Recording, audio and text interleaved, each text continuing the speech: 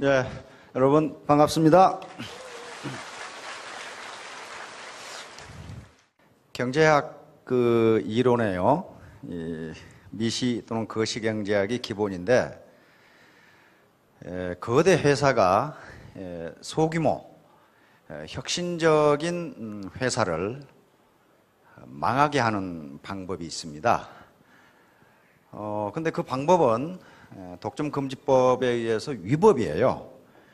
위법인데 그 위법 행위를 했을 때 그걸 적발해서 무슨 증거 수사하고 증거 찾고 어쩌고 하는데 벌써 조그만 회사는 망하고 없어요. 그 방법 중에 하나가 이 약탈적 가격 인하라고 하는 경쟁사를 죽이는 방법이 있어요. 약탈적 가격 인하. 그것은 무슨 얘기냐 하면은, 지금 예를 들어서 A라는 회사가 치약을 5,000원에 팔고 있어. 근데 독점이야.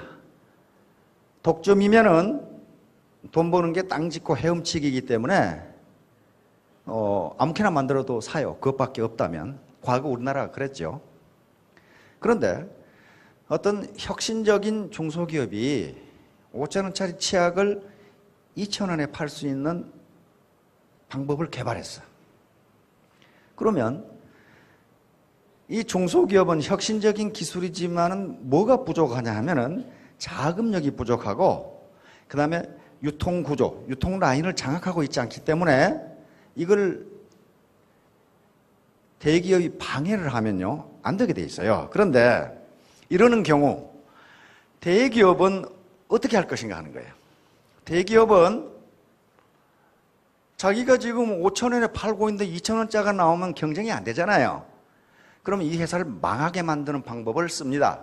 그런데 그것이 경제학 교과서에 실려 있어요.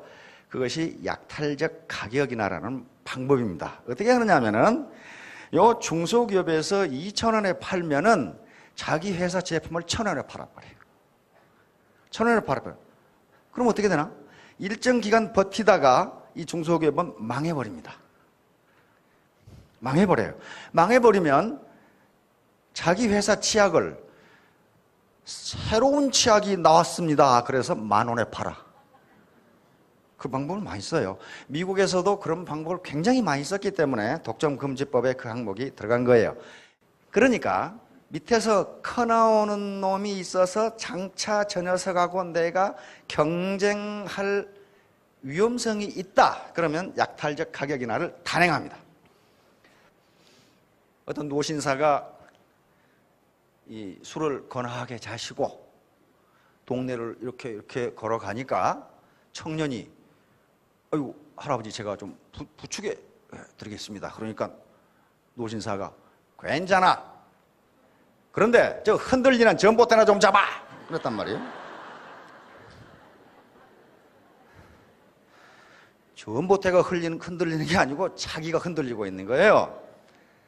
지금 현재 학자들이 현대사회에서의 가장 전형적인 특징이 무엇이냐? 3가지를 이야기합니다. 하나는 맨 첫 번째 얘기하는, 지금 의견 일치를 보고 있어요. 3가지는. 하나는 변화입니다. 체인지. 변화.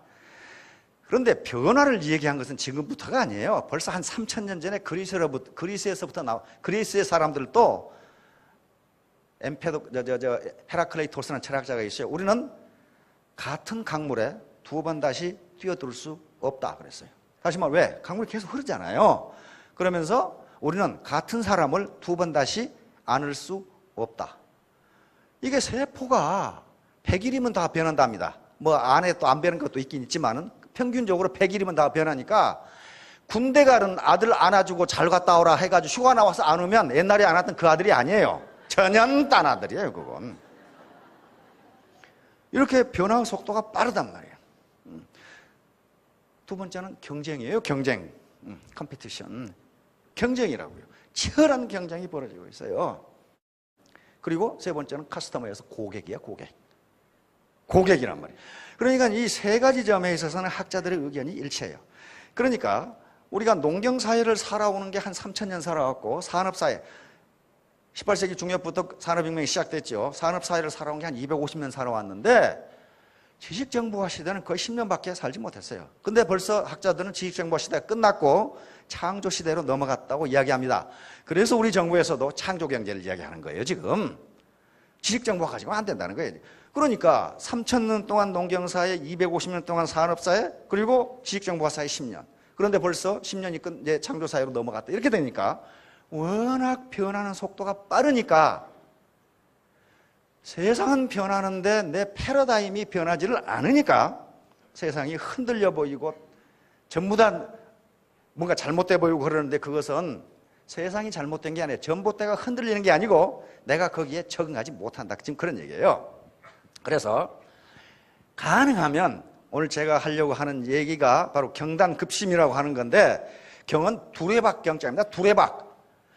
샘에 물을 기르려면은 두레박이 있어야 되고 두레박 줄이 충분해야 샘에 물을 기를 수 있어요.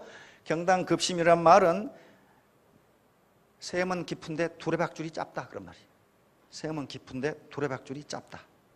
다시 말하면 돈이 없어진 게 아니고 자비 없어진 게 아니고 우리도 지금 우리 국민소득 GDP는 점점 커져요. 전체적인 GDP는 점점 커지는데 빈익빈 부익부, 다시 말하면 양극화가 진행된다는 것은 무슨 얘기예요?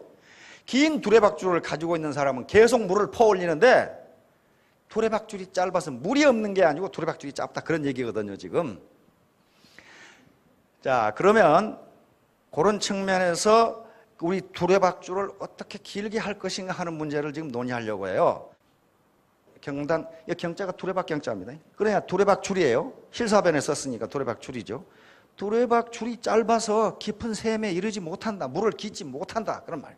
그러니까 돈이 없고 자비 없고 치즈가 없는 게 아니고 그것을 얻을 수 있는 두레박줄이 짧다. 다시 말해 뭔가 짧다는 거예요. 뭔가 짧다. 자, 뭐가 짧은지 한번 봅시다. 처음 오신 분들이 있기 때문에 처음 오신 분들은 이런 생각을 할 거예요. 이 사업을 할 것인가 말 것인가. 나 같은 사람도 성공할 수 있는가. 그 다음에 어떻게 할 것인가. 자, 요걸 판단하시는데 다음 6가지를 가지고 판단하셔야 됩니다. 합법성, 이 회사가 합법적인가? 합법적은 지금요 불법적으로 하는 회사는 전부 사기 회사니까 그것은 수사 대상이 됩니다. 그러나 지금 특판조합이나 그 다음에 일반 방문판매조합 가입된 회사들은 전부 합법적 회사들이에요. 그런데 설립이 합법적이라고 해서 사업 방법이 합법적인 건 아니에요. 사업 방법이 배팅이라든가 이런 것에 의해서 앞으로는 않고 뒤로 미치는 경우가 많아요. 그래서 우리나라 토종 회사들이 미국 회사에 밀리는 겁니다. 배팅이라는 게 뭐냐면요, 이런 거예요. 맹구가 자기 와이프 결혼기념일에 주기 위해서 100만 원짜리 반지를 샀어. 100만 원짜리.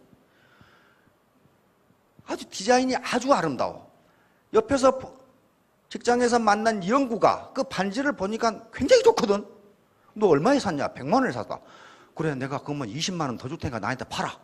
그래, 20만 원에 팔았어. 그래, 120만 원에 받고 팔았어요. 맹구가 가만히 생각해 보니까 저녁에 와이프 갖다 줘야 되겠거든. 아까 그 반지 나한테 130만 원에 팔아. 130만 원에 팔았어. 영구가 그거보다 좀 가치가 있을 것 같아. 그래서 야, 그 반지 나한테 150만 원에 팔아. 그래서 150만 원에 또 샀어. 근데 그 이튿날 맹구가 다른 놈이 200만 원 준다고 해서 팔아버렸어. 영구가 야, 그 반지 나한테 또 팔아. 그러니까 다른 놈한테 팔았는데? 그러니까 화를 퍼럭 내면서 야, 임마, 그 반지 하나 가지고 너하고 나하고 돈을 얼마나 많이 벌고 있었는데 그걸 팔았냐 이거야 지금. 계속 이런 멍청한 놈 말이야. 이게 배팅이에요. 이게 남는 것 같은데 계산해 보니까 제로섬 게임이 된 게 배팅이에요. 수당 준다 그러니까 쓰지도 않을 물건 잔뜩 사다가 베란다에 쌓아놓고 수당을 받았는데 물건값이 더 많이 나가. 이게 배팅이란 말이에요. 국내 네트워크 마케팅 회사들이 그런 짓 하다가 지금 망하고 있는 중이에요. 절대로 경제 원리는 그렇게 되지 않습니다. 그렇게 불량하게 해가지고 잘 사는 사람이 없어요. 그 다음에 경영자의 도덕성과 경영력, 저건 두 개 다 있어야 됩니다. 하나만 있어가는 되지 않아요. 그 다음에 제품의 경쟁력, 아까 절대 가격, 절대 품질 얘기했죠. 아이템의 구성도 굉장히 중요합니다. 네트워크 마케팅에서는요, 내구재, 한 번 사면 10년 쓰는 것은 팔아서는 안 돼요. 재구매가 일어나질 않아요, 그렇게 되면. 그래서 반드시 생활 필수품이어야 됩니다. 내구재가 안 되냐 하면 안 되는 건 아니에요. 내구재를 팔되 그 내구재 때문에 발생하는 파생 수요가 있는 경우에만 팔아야 돼요. 예를 들면 정수기를 팔았는데 정수기에 매월 필터를 갈아야 된다. 요 수요가 발생하는 경우만 팔아야 돼요. 커피 머신을 팔았는데 계속적으로 원두를 공급해 줄 수 있다. 이런 경우만 내구재는 아이템으로서 적당합니다. 그렇지 않은 경우에는 써서 없어지는 걸 팔아야 돼요. 수익구조, 보상플랜, 이것은 바로 내가 땀 흘린 것만큼 나에게 리턴이 오느냐, 보상이 오느냐 하는 걸 봐야 되고요. 그 다음에 비용 부담. 여기 오시면서 무슨 회원 되면서 회원비를 내야 된다든가 매월 수당을 받으려면은 의무적으로 사라 한다든가 그것은 앞으로 남고 뒤로 미치는 거예요. 그 다음에 비전. 각 네트워크 회사들이요, 전부 다 상속을 강조해요. 상속을 강조하는데 상속이 되는 우선적인 조건은 회사가 안 망해야 돼. 망해버리는데 무슨 놈의 상속을 해. 그래서 앞으로 이 회사가 생존할 가능성이 있느냐 하는 걸 봐야 돼요. 이런 것들을 판단하셔가지고 결정을 하시되, 제가 오늘 하려고 하는 강의는 앞에 어떻게 할 것인가 하는 문제를 강의하려고. 어떻게 할 것인가. 우리가 몸이 아픈 경우에, 몸을 건강하게 해야 할 경우에 두 가지를 동시에 해야 됩니다. 하나는 직접적으로 치료하는 약을 먹어야 돼요. 직접적으로. 머리가 아프면 진통제를 먹고 또 어떤 원인이 있으면 수술을 하고 그렇게 해야 되지만은 몸을 근본적으로 건강하게 해주지 않으면 임시방편적인 그런 조치를 해봐야 병이 다시 들게 돼 있어요. 그래서 어떻게 비즈니스를 할 것이냐 하는 테크닉 문제는 스폰서들이 또 오늘 오후에 전부 강의를 해드릴 겁니다. 그것과 그 다음에 근본적으로 성공하기 위해서는 내 체질을 개선해야 되는데 이 체질을 어떻게 개선할 것이냐 하는 문제를 저는 강의하려고 합니다. 자, 경당급심이라 한 말이 나오는데 이것은 두레박줄이 짧으면 깊은 우물에 물을 기를 수 없다예요. 그래서 이건 현대적인 의미로 어떻게 쓰냐면 지금 각 회사에서 신년 화두로 많이 쓰는 말입니다. 이 말이 능력이 모자라 일을 감당하지 못하는 경우를 이야기합니다. 즉 다시 말하면 뭔가 자기 개발을 좀 해주면 되는데 그걸 안 하니까 시골에서 두레박으로 물 길러보신 분 많죠? 두레박줄이 짧으면요 밖에서 암만 발버둥 쳐봐야 물 못 길러요. 길을 누리면 돼요. 잘못하든 자기가 빠져버려요. 그렇죠? 요 내용이 어디가 있냐면은 장자에가 있는데 이런 얘기입니다. 공자가 어느 날 자기의 학문적 수제자인 안자, 즉 안회 또는 안현이라고 그러는데 안회가 노나라 동쪽에 있는 제나라 임금을 만나러 가는 거예요. 임금에게 왕도 정치, 다시 말하면 정치를 어떻게 잘할 것이냐 하는 컨설팅을 지금 하러 간단 말이에요. 근데 그 가는 걸 보고 공자가 근심이 가득해.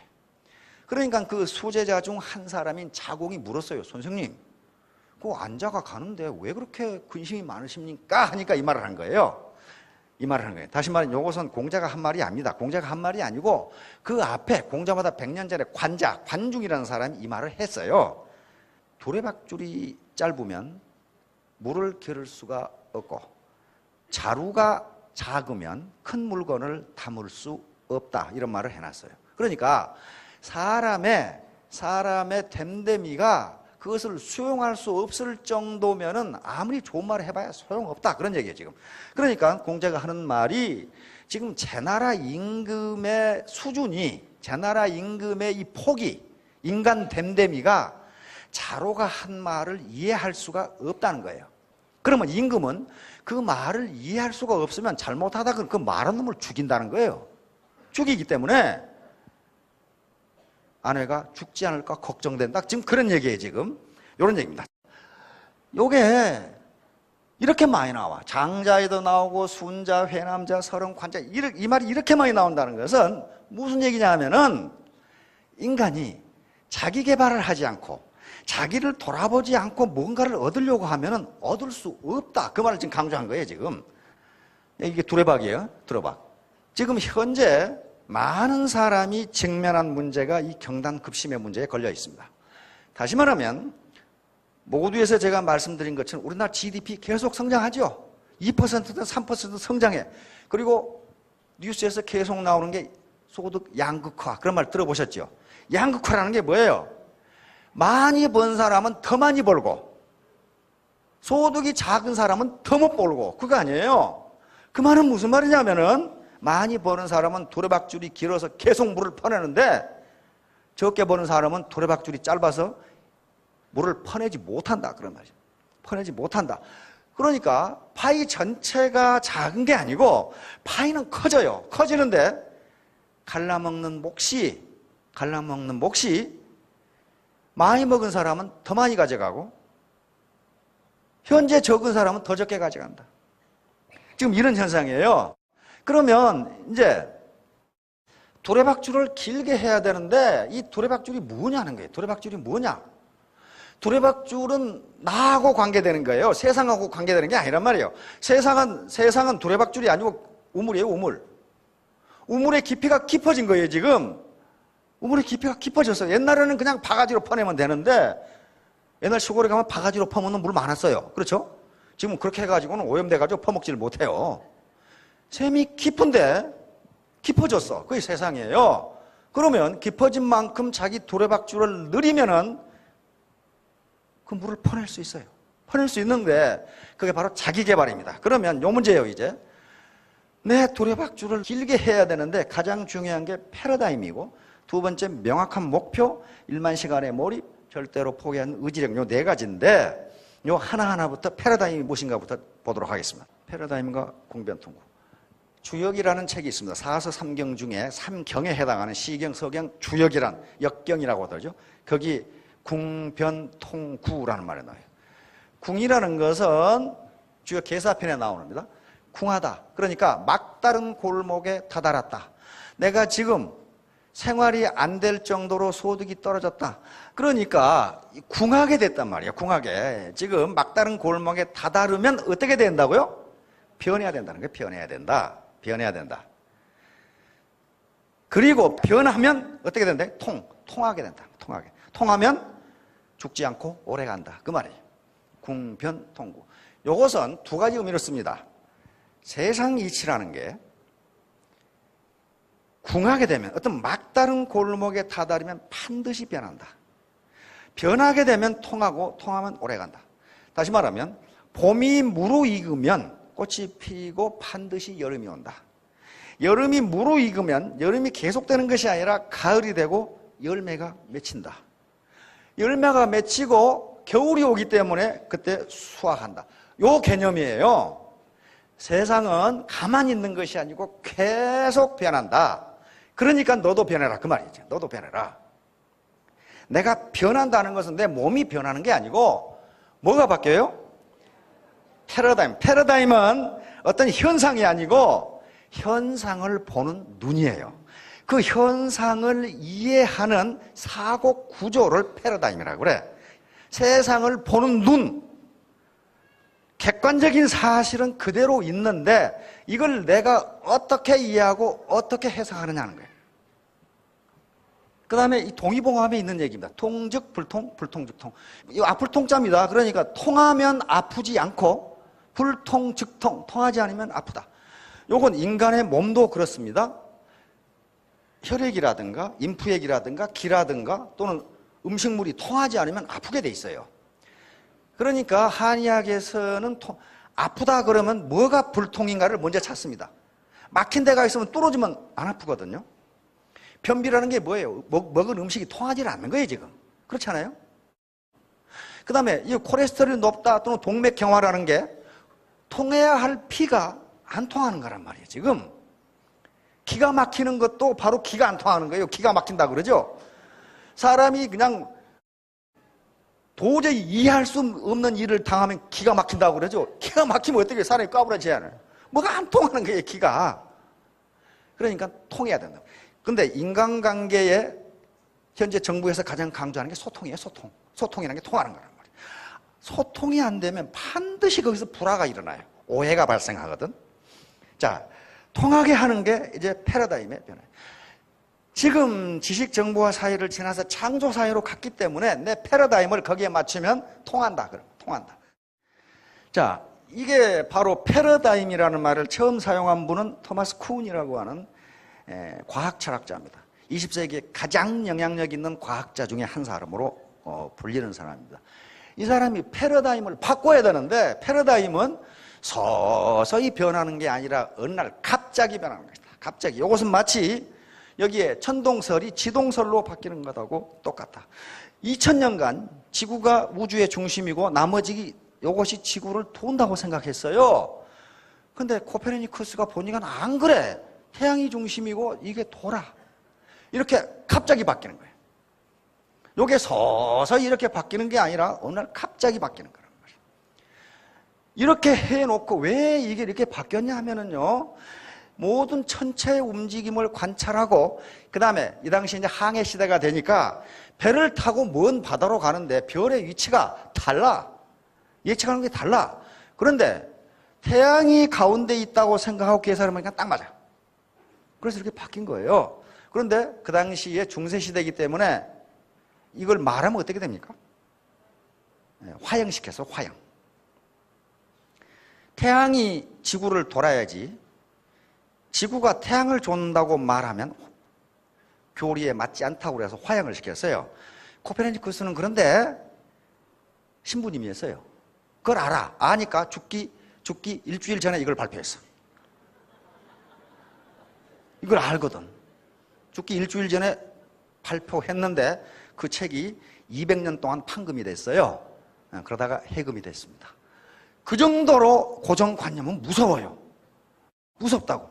그래서 요 토마스 쿤이 제시한 것들이 이런 거였어요. 이런 거였어요. 이게 패러다임이다. 제시한 거예요. 자, 보세요. 어떤 사람은 예쁜 귀부인으로 보이고 어떤 사람은 마귀 할멈으로 보일 겁니다. 그렇게 안 보이면 뭔가 좀 이상한 거예요, 지금. 귀부인으로 보면 요게 목걸이에요, 까만 게. 마귀 할멈으로 보면 마귀 할멈 코가 되고 이건 마귀 할멈이 입이 돼요. 여기 객관적 실체는요, 하나예요. 하나인데 어떻게 보느냐에 따라서 요걸 귀부인으로 보면은 데이트하고 싶으실 거고 마귀 할멈으로 보면 도망가고 싶으실 거예요. 그러나 객관적 실체가 변한 거 아니에요. 자기가 어떻게 보느냐 하는 거예요. 요건요, 토끼인지 오리인지 이쪽을 보면 오리 같고 이쪽을 보면 토끼 같고 그렇잖아요. 따라서 요 실체는 변함이 없어요. 그대로 가만히 있는데 내가 이것을 어떻게 보느냐에 따라서 달라진다는 거예요. 어떤 현상이. 요건 컵이냐 두 사나이가 얼굴을 이렇게 보고 있느냐 하는 거예요. 지금 안 보인 분 계실 거예요. 자세히 봐요. 자세히 보면 이게 유명한 루비너 컵이라고 하는 컵입니다. 인간의 눈이, 인간의 사고가 이렇게 돼 있다는 거예요. 어떤 사람은 이걸 멋들어진 컵으로 보고 어떤 사람은 코고 입이고 턱이고 그러잖아요. 두 사나이가 이렇게 마주보고 있다. 그러나 객관적 실체는 가만히 있어요. 가만히 있는데 내가 무엇에 초점을 두고 보느냐에 따라 달라진단 말이에요. 요거를 보면은 어떤 사람은 기둥이라 할 거고 어떤 사람은 두 사나이가 이렇게 마주보고 있어요. 이렇게. 잘 보세요. 요 머리잖아요. 수도자가 이렇게 마주보고 있는 이렇게 그 그림이 돼요. 그러니까 이게 패러다임이에요. 객관적 실체가 달라진 게 아니고 세상이 달라진 게 아니고 현재 세상인데 그걸 내가 어떻게 보느냐. 하버드 대학에서 이걸 가지고 실험을 했는데 이걸 가지고 뭘 실험을 했냐면 이건 지금 어떤 회사의 광고입니다. 옛날에 미국 회사에 광고를 했는데 이게 아주 엄청난 파장을 일으킨 거예요. 먼저 대학생들에게 귀부인 사진을 보여줬어. 그리고 한 팀에게는 마귀 할멈 사진을 보여줬어요. 그래 놓고 요 그림을 보여주고 뭐냐고 그러니까 귀부인 사진을 본 사람은 죄다 귀부인이라고 주장하는 거야. 마귀 할멈 사진을 본 사람은 전부 다 마귀 할멈이라고 주장하는 거야. 그러니까 인간은 뭐예요? 고정관념이 순간적으로 들어온다. 순간적으로 들어온다. 그러니까 이걸 바꿔야 된다는 거예요. 왜냐하면요, 요 객관적 현실은 같아요. 같은데 어떤 사람은 하프풀 아직도 절반이나 남았네? 요거하고 절반인밖에 안 남았네? 요거가 다르다는 거예요. 객관적 현실은 똑같아요. 이게 패러다임이에요. 뭘 어떻게 보느냐는 거예요. 뭘 어떻게 보느냐. 자, 패러다임은 또 무엇과 같다고 그러냐면 지도와 같다 이렇게 돼 있어요. 또 안경과 같다.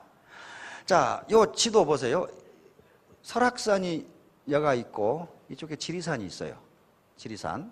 그러면 우리 머릿속에 들어있는 패러다임이 지도니까 이렇게 맞는 지도가 들어있다면 여기 속리산, 여기 대전이죠. 여기서 설악산을 가려면 이쪽으로 가면 된다. 맞죠? 이렇게 지도가 올바른 경우에는 부지런하게 하면 할수록 목표에 빨리 가요. 빨리 간다고요. 그런데 설악산이 여기고 지리산이 여기다. 그러니까 어떤 놈이 말도 안 되는 소리. 여기가 지리산이고 여기가 속리산이라고 우기는 거야. 이런 사람은 목적지에 빨리 가면 갈수록 열심히 일할수록 더 못 살아. 더 목적에서 멀어져요. 이런 케이스예요. 이게 패러다임이다 그랬어요. 다시 말하면 패러다임은 지도기 때문에 지도가 올바르지 않으면 아무리 열심히 일해도 열심히 일한 것만큼 더 못 산다. 더 못 산다. 그러니까 패러다임이 우선 되어야 그 다음에 뭘 어떻게 할 것이냐는 그 다음 문제다. 이게 스티븐 컵이라는 사람이 쓴 성공하는 사람들의 7가지 습관이라는 게 있어요. 뭐 주도적이 되라 뭐 이렇게 나온단 말이에요. 그런데 앞에 패러다임에 대해서 제일 많이 써놨어요. 글을. 왜냐하면 요 7가지가 앞만 익혀봐야 당신의 사고 구조가 걸렸다면 7가지를 차라리 익히지 않는 게 낫다. 그런 말이에요. 세상을 보는 눈이 그렇다. 이제 타조 증후. 이렇게 있지 말고 모아지를 빼고 여기에 뭔가 있는가를 좀 보라는 거예요. 이게 타조 증후군인데 미국에서 많이 씁니다. 다시 말하면 위험이 닥쳐와 타조는 사자 같은 이 천적이 달라들면 모래 속에다 고개를 파물고 위험이 없다, 나 없다 그러고 있답니다. 그렇다고 해서 위험이 사라지느냐? 그렇지 않다. 근데 과학적으로는 맞지 않답니다. 옛날에 쌍안경이 없을 때 이런 줄 알았대요. 먼 데서 보니까 타조 머리하고 모래 색깔하고 구분이 안 돼가지고 타조가 모래에 머리를 묶고 있다고 생각했는데 타조가 너무 더우면 축축한 모래에다가 머리를 데우고 있답니다. 이렇게 열을 식히려고. 그런데 그 당시 사람들은 이걸 타조 증후군이라고 불렀어요. 오스트리치 신드롬이라고 불렀단 말이에요. 그러니까 위협이 지금 가게가 안 되고 직장이 위협을 받고 재취업하려고 하는데 안 되고 그러면은 위협이 없다고 생각하지 말고 머리를 받고 이렇게 있지 말고 주위를 돌아보라는 게 이거예요. 탈출해야 된다. 자, 이제 목표를 잡는 게 중요한데 이 양은 독일 사람입니다. 자이베르트라고 하는 사람인데 시간관리 목표에 대해서 세계적인 전문가입니다. 이분이 쓴 책이 시중에 이렇게 많이 나와 있어요. 그럼 그것은 이만큼 많이 팔린다는 얘기예요. 이 책이 전 세계 베스트셀러예요. 어떻게 목표를 잡고 시간 관리를 하고 어떻게 성공하느냐는 문제를 소개해놨어요. 어느 도시국가 왕이 있는데 불평불만이 많은 청년이 찾아와가지고 임금님, 저에게 인생을 어떻게 살면 성공적으로 살 수 있는지 그 방법을 좀 가르쳐 주십시오. 왕이면 백성에게 그걸 좀 가르쳐 줘야 될 거 아닙니까? 그러니까 이 왕이 그래 가르쳐 주마. 가르쳐 주는데 내가 하라는 것을 하면은 가르쳐 주겠다. 뭡니까? 그랬더니 요 포도주 잔을 이렇게 채워가지고 요것을 들고 요 서울 시내를 한 바퀴 돌아오라. 그런데 한 방울이라도 흘리면 목을 쳐버리겠다. 그랬단 말이에요. 그 도시국가니까 도시를 한 바퀴 돌아오라. 그러니까 이 청년이 땀을 뻘뻘 흘리면서 이 포도주 잔을 들고 도시를 한 바퀴 돌아왔어요. 돌아와서 임금님 한 방울도 흘리지 않고 가져왔습니다. 이제 말씀해 주셔야죠. 그러니까 임금님이 그래 시내를 한 바퀴 돌면서 술집에서 사람들이 술 먹고 노래 부르는 걸 들어봤느냐? 그러니까 못 들었습니다. 젊은 청춘 남녀가 연애하는 걸 봤느냐? 못 봤습니다. 장사꾼들이 장사하는 걸 봤느냐? 못 봤습니다. 그게 바로 성공의 비법이다. 너는 그걸로 흘리지 않기 위해서 정신을 집중했기 때문에 다른 일체의 소리가 들리지 않았다. 그래서 네가 성공했지 않느냐. 자기가 하는 일에 정신을 집중하면 불평이라든가 자기를 비난하는 소리라든가 아무것도 안 들린다. 그게 성공의 비법이다. 요거예요, 지금 목표라는 게. 이게 오브젝티브 고울이란 말이에요. 그래서 아리스토텔레스는요, 그리스의 대표적인 철학자입니다. 플라톤, 소크라테스와 함께. 근데 그 시대에도 이런 말을 해놨어요, 아리스토텔레스가. 첫째, 성공하기 위해서는 실질적인 목표를 가져라. 뚜렷하고 실질적. 그러니까 목표를 가져라가 아니에요. 실질적인 목표, 뚜렷한 목표를 가져라. 둘째, 지혜, 돈, 물자, 방법 등 하여간에 그 목표를 달성하는데 필요한 수단을 찾아라. 먼저 목표가 정해져야 수단을 찾을 거 아니에요. 그 다음에 셋째, 당신이 가진 모든 수단을 그 목표에 맞춰나가라. 여러분들, 헬레니즘 문화를 세계에 전파했던 이 알렉산더 대왕 알죠? 알렉산더 대왕 대충 아시죠? 모르신 분은 이 시간 이후 아시는 걸로 하세요, 그냥. 알렉산더 대왕이라는 분이 있어요. 마케도니아 왕인데 완전히 헬레니즘 문화를. 서양의 문명의 바탕은 두 가지입니다. 하나는 알렉산더의 헬레니즘이고 그리스 문명이죠. 또 하나는 유대의 헤브라이즘이에요. 두 개의 문화가 합해져 가지고 서양 문명이 된 거란 말이에요. 그 헬레니즘이에요. 아리스토텔레스는 철학자인데 그 알렉산더 대왕의 스승이었어요. 알렉산더 대왕에게 가르쳤단 말이에요. 그래서 세계를 지배해버린 거예요, 알렉산더가. 그분이에요, 그분. 알렉산더의 가정교사에서 이 양반이. 알렉산더의 아버지가 필립 대왕인데 필립이 스승을 정할 때 아리스토텔레스를 정했단 말이에요, 철학자를. 그래가지고 가르쳤어요. 그래서 세계를 지배해버리잖아요. 이분이 한 말이 먼저 뚜렷하고 실질적인 목표, 그리고 모든 수단을, 그 목표를 달성하는 수단을 찾고, 그리고 그것을 가진 모든 수단을 목표에 맞춰나가라. 목표를 어떻게 잡느냐 하는 거예요. 지금 기업에 또는 경영학 강의하시는 분들이 요건 자꾸 썼을 거예요. 목표 설정의 스마트 원칙 해가지고 요 양반이요, 제리 엘 하버 박사 요 책에 들어있어요. 요 책에가 퍼포먼스 매저먼트라는 책에가 목표를 이렇게 잡으면 좋다 하고 들어있는데, 지금 기업이라든가 정부 기관에서도 목표를 설정할 때 이렇게 합니다.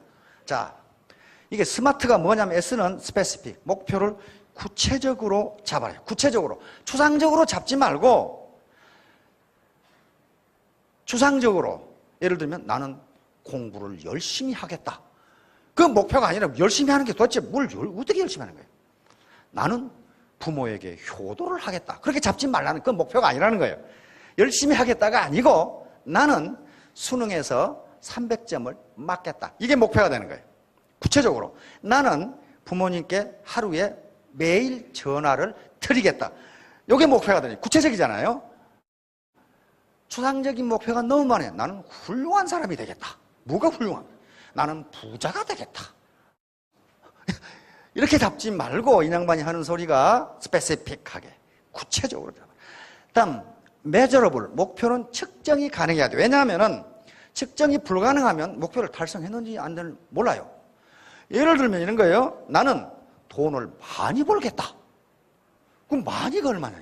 이건 측정 불가능해. 그래서 나는 매월 500만 원을 벌겠다. 그럼 500만 원을 벌면은 목표가 달성된 거고, 못 벌면 목표가 미달이에요. 그렇죠? 이렇게 하는 거예요. 그 다음에 액션 오리엔티드, 행동 지향적이어야 된다. 추상적인 가치만 나열해서는 안 되고 행동 지향적이어야 한다. 나는 매일 고객들을 열심히 만나겠다. 많이 만나겠다. 그렇게 하면 안 되고 나는 하루에 10명을 만나겠다. 딱 행동으로 딱 나타나게 해라. 그 다음에 리얼 현실성이 있어야 된다. 너무 목표를 크게 잡으면 안 된다는 거예요. 우리 사장님 같은 분이 나는 김연아처럼 피겨 여왕이 되겠다. 이렇게 잡아놓으면 그게 되겠느냐는 거예요. 안 된다는 거예요. 또 저기 계시는 연세든 분이 다음 해 미스 코리아에 한번 나가봐야 되겠다. 이렇게 이게 안 되는. 그러니까 현실성, 리얼리스틱. 실제로 그게 가능한가 하는 것을 봐야 된다는 거예요. 마지막으로 타임 바운드드, 시간 제약한다. 내가 500만 원이라는 목표를 정했는데 언제까지? 이걸 정하지 않으면 그 목표가 아니라는 거예요. 나는 1년 내에 월소득 500만 원이 되도록 하겠다. 이게 타임 바운디드예요. 이렇게 하면은 된다는 거예요. 그래서 이제 목표 설정을 하면은 에너지를 집중할 수가 있어요. 그 목표를 향해서. 그 다음에 한 방향으로 몰입을 할 수가 있고 효율적인 시간 관리가 되고 그 다음에 동기부여가 됩니다. 500만 원을 벌기 위해서 뛰게 된다. 자, 목표의 난이도와 성과인데 목표를 그러면 어떻게 잡아야 되냐? 이건 아주 유명한 그림이죠. 목표를 높게 잡으면 잡을수록 점점 성과가 좋아지는데 일정 이상 잡아버리면 포기해버려요. 아이고 해도 안 되네 하고 잡아버려요. 그러니까 가장 텐션이 높은 부분에서 그 정도의 목표를 잡아야 된단 말이에요. 그러면 이 정도 목표가 뭐냐 하는 게 문제가 돼요. 뭐냐? 이걸 GE에서 하는 스트레치 목표라는 게 있습니다. 스트레칭이라고 하는 것은 우리가 팔을 쭉 뻗는 거죠. 또 가장 전형적인 게 요 선반에 물건이 있는데 다를락 말락 할 때 이렇게 해가지고 이렇게 하잖아요. 이게 스트레칭이에요. 스트레칭. 팔을 뻗다 이런 거 말이에요. 스트레치 목표라고 하는 것은 경영학자들이 이 말을 썼는데 GE의 잭 웰치라는 경영자가 있었죠. 잭 웰치가 GE의 목표를 잡는데 스트레치 목표라는 것을 잡기 시작했어요. 그래가지고 이건 도전적인 목표예요. 도전적인 목표. 내가 지금 최선을 다했을 때 하루에 지금까지 해보니까 5명을 만났단 말이에요. 여러 가지 시간. 근데 금년에는 내가 하루에 8명을 만나겠다. 이게 스트레치 목표예요. 지금까지 열심히 안 한 게 아니야. 안 한 게 아닌데 최대한 5명을 만났어. 그렇다면 내 스트레치 목표는 8명이다. 통상 이게 얼마나 되느냐 하는 것은 GE에 다 이론적으로 나와 있는데 20% 내지 30% 높게 20%, 30%. 이게 선반이 이만큼 있으면요 금방 물건 내리기 좋아요. 그러나 이만큼 있어도 이거 이렇게 하고 이거 하면 닿는다고. 이게 스트레치 목표예요. 그래서 창의적이고 혁신적으로 하지 않으면 안 된다. 다시 말해 스트레치 목표는 몸만 가지고 뛰어서 되는 게 아니고 머리를 굴리면 그 아이디어가 나온다는 거예요. 이게 그 아이디어가 GE가 요구하는 것도 그거였어요.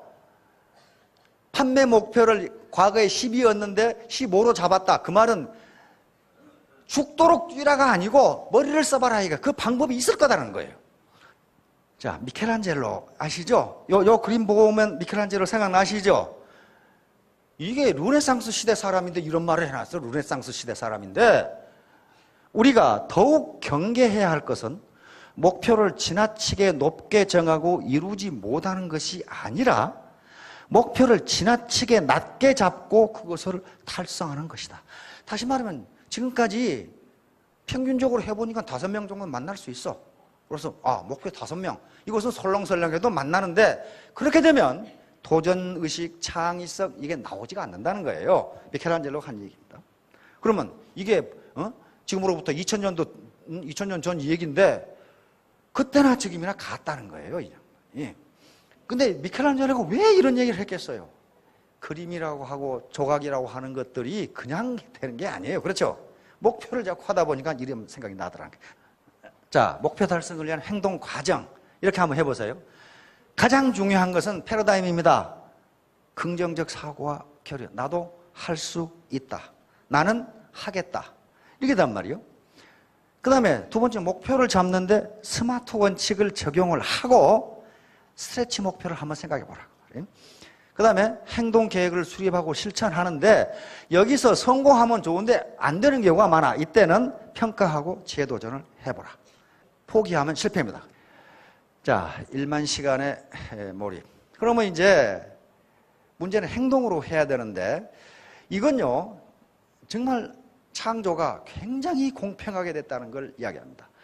이게 데니엘 레비틴이라는 캐나다 맥길 대학 교수인데 이 양반 좀 희한한 사람이에요. 이 양반 전공은 인지심리학인데 인지심리학 쪽에서도 인간의 뇌가 음악을 어떻게 이해하느냐를 연구하는 분이에요. 그리고 자기가 음악가이고 밴드 마스터이고 별걸 다 하는 사람이에요. 음반 제작도 하고. 그런데 이 양반은 지금 안데르슨 에릭슨이라는 지금 플로리다 대학 교수인데 요 분들이 역사적으로 성공한 사람들을 조사해 봤더니 1만 시간 이상 연습이나 몰입을 하지 않고 성취한 사람은 한 사람도 없다. 이 사실을 발견을 했어요. IQ가 높고 낮다든가 아무 관계가 없다는 거예요. 아무 관계가 없고, 에릭сон 교수가 조사한 것은 베를린 음악학교를 조사를 했어요. 베를린 음악학교에는 음악 영재들이 들어가는데 5살 때 들어간답니다. 5살 때 들어가는데 15년 후인 20살 때 교수들에게 부탁을 했어요. 세계적인 음악가. 그 다음에 두 번째는 아주 잘하는 정도. 세 번째는 그저 그런 정도. 이렇게 분류를 해놓고 그 사람들이 연습을 얼마나 했나를 조사를 해봤더니 세계적인 음악가는 전부 연습을 1만 시간 이상 했더랍니다. 그리고 우수한 학생은 8,000시간. 음악 교사가 되겠다고 대충 하는 학생은 4,000시간을 했더랍니다. 20년 동안이에요. 20년 동안. 그러니까 15년 동안의 2,000시간의 차이가, 연습의 차이가 어떤 사람은 탁월한 음악가를 만들고 어떤 사람은 그냥 우수한 정도, 어떤 사람은 4,000시간 한 사람은 그저 그런 정도, 이렇게 됐다는 거예요. 그래서 어떻게 이렇게 다른가? 그런데 입학할 때 수준이 다 달랐다는 거예요. 입학할 때 수준하고는 아무 관계가 없이 얼마나 열심히 연습하느냐에 따라서 결과가 달라지더라. 이 사실을 발견했어요. 그런데 두 교수는 학자니까 학술 논문으로 발표를 했단 말이에요. 근데 이게 말콤 그레드웰이라고 하는 저널리스트예요. 우리나라 책이 많이 번역돼. 아웃라이어 이거 무지무지 많이 봤어요. 이 베스트셀러. 세계적인 베스트셀러 이게. 여기에서 완전히 지금까지 인간들이 생각한 성공의 법칙을 바꿔버린 거예요. 그래서 이게 베스트셀러가 됐고 뉴욕타임스에서는 세계에 가장 영향력 있는 경영학자로 분류를 해버렸어요. 왜냐하면 지금까지는 머리가 좋고 좋은 대학을 나오면 성공한다. 그렇게 인식되어 있었는데 말콤 그레드웰이 이 사람들의 연구 결과를 가지고 추적을 해보니까 no, 그렇지 않다예요. 그렇지 않다. 그렇지 않고 얼마나 연습했느냐에 따라 달라진다. 이렇게 결론을 낸 거예요. 그런데 이 두 학자가 그러면 음악가만 그러는가? 다른 걸 다 조사했어요. 미국의 프로야구, 프로농구, 아이스하키, 그 다음에 체스, 그 다음에 음악 유행가 작곡가들, 심지어는 뭐까지 조사하냐면 도둑놈까지, 도둑놈. 도둑질도 1만 시간 이상 연습하지 않으면 유명한 도둑놈이 안 된대요, 이게. 별걸 다 조사해요. 그러면서 레비틴 교수 인터뷰한 기사를 보면 그런 게 있어요. 1만 시간 이상 몰입한다고 해서 전부 다 성공하는 것은 아니다. 그러나 1만 시간 이상 연습하지 않고 몰입하지 않고 성공한 사람은 한 사람도 없다. 지금까지 예를 발견 못했다 그랬어요. 그러면서 1만 시간 이상 노력한다고 천재가 되는 것은 아니지만은 1만 시간 이상 노력하지 않은 천재는 없다. 그러니까 적어도 성공하기 위해서는 어떤 분야에 1만 시간 이상 몰입하지 않고는 못한다 그랬어요. 이 양반들이 얘기하는 건 몰입이에요. 몰입. 아까 포도주잔을 들고 도시를 돌았던 그 젊은이처럼 다른 것들이 안 보여야 된다는 거예요. 우리의 가장 큰 약점은 포기하는 것이다. 성공하는 가장 확실한 방법은 항상 한 번 더 시도해 보는 것이다. 왜냐하면요, 에디슨 학력이 어떻게 됩니까? 아마 초등학교 3개월이거든요. 3개월 만에 쫓겨났어요. 그 당시 선생님이 목사님이었어요. 목사님인데 에디슨 엄마를 불러가지고 내가 세상에 선생 오래 했지만 이렇게 머리가 둔한 애는 처음 봤다고 그랬거든. 뭐 때문에 그랬냐면은 선생님이 그랬어요. 물과 불은 반대라고 그랬거든. 물로 불을 끈다 그랬어요. 그러니까 에디슨이 질문을 했어요. 뜨거운 물도 뜨겁고 불도 뜨거운데 왜 반대냐 이거야, 같이. 그러면 그걸 선생님이 설명을 해줘야지. 이 바보 같은 놈아. 그래가지고 엄마를 불러가지고 내가 교사를 하는 동안에 이렇게 머리가 나쁜 애는 처음 봤다고 그랬어요. 그런데 거기서 엄마가 선생에게 항의를 했어요. 나는 그렇게 생각하지 않는다 하고 항의를 했어요. 에디슨 자서전에 보면 그 장면이 나와요. 뭐라고 했냐면은 나는 평생 실망시켜 드려서는 안 될 분을 갖게 되었다. 그렇게 돼 있어요. 초등학교 1학년이 그렇게 써놨어. 그러니까 어머니를 실망시켜 드리지 않기 위해서 그렇게 노력을 한 거예요. 어머니가 자기를 인정해 줬잖아요. 나는 그렇게 생각하지 않는다고. 나는 우리 아들이 바보가 아니라고 믿는다고 선생한테 항의를 했거든.